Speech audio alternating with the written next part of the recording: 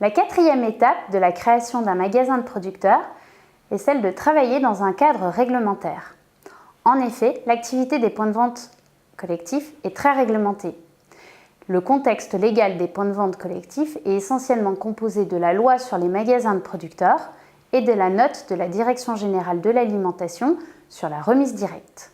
Voyons dans un premier temps ce qu'est la loi sur les magasins de producteurs. La nouvelle loi sur la consommation comprend un article, l'article numéro 62, qui définit ce qu'est un magasin de producteurs. Pour résumer, un magasin de producteurs est un magasin où les produits vendus sont issus à 70% au minimum des fermes des producteurs membres de ce magasin. 30% maximum des produits vendus dans ce magasin peuvent être issus soit de coopératives agricoles, soit d'artisans alimentaires et ou de producteurs non membres du magasin. Ce texte ne définit pas du tout si la présence du producteur est obligatoire ou non. Le deuxième texte qui réglemente les points de vente collectifs est celui de la remise directe. En effet, lorsque le nombre d'intermédiaires est égal à 0, on parle de remise directe au consommateur. C'est une spécificité française et elle est encadrée par cette fameuse note de service rédigée par la Direction générale de l'alimentation en avril 2010. Note pour laquelle Terre d'Envie a largement contribué. Les autres administrations, la MSA, la DTPP, les impôts, etc., s'appuient sur ces deux textes pour vérifier la légalité des points de vente collectifs. Revenons sur la remise directe. Les points de vente collectifs sont considérés en remise directe si et seulement si il y a unicité des lieux de production et du lieu de vente, le point de vente étant considéré comme le prolongement de la ferme, cette condition est respectée.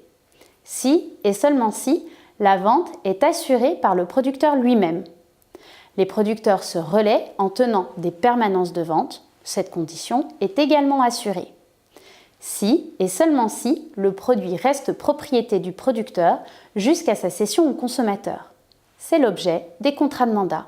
Mais pourquoi est-ce si important que le point de vente soit reconnu en remise directe ? La remise directe permet d'avoir des ateliers de transformation qui ne sont pas aux normes CE. On dit que ces ateliers sont en dispense d'agrément. Cela permet donc aux petites exploitations de faire partie d'un magasin de producteurs. Et ça, c'est très important. Pour être en conformité avec la remise directe, l'activité du point de vente collectif est une activité au titre de contrat de mandat. Le point de vente est mandataire. Il effectue l'acte de vente auprès des consommateurs pour le compte et au nom des mandants, que sont les agriculteurs. Un exemple illustré de l'application de ces contrats de mandat vous est proposé dans la vidéo suivante. Les documents à établir pour être en conformité avec la remise directe sont donc les contrats de mandat signés entre le point de vente et les apporteurs du point de vente avec la liste complète des produits vendus au magasin, des états récapitulatifs des ventes à partir des sorties de caisse, ces états sont réalisés en fin de mois, des factures de commission de mise en marché en veillant bien à utiliser les mêmes libellés que dans les bons et dans le contrat de mandat. À noter que le taux de TVA de la commission de mise en marché suit le taux de TVA du produit.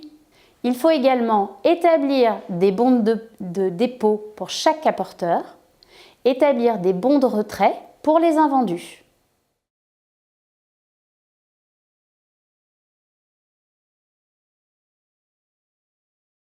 Prenons un exemple. Imaginons qu'un consommateur final achète pour 100 € TTC de produits. Le point de vente va encaisser pour le compte du producteur ces 100 € TTC. Il versera cette somme en intégralité au producteur. Ainsi, le lien direct est assuré entre le producteur et le consommateur final. Pour fonctionner, le point de vente a besoin de facturer la commission de mise en marché. Imaginons que celle-ci est de 10%.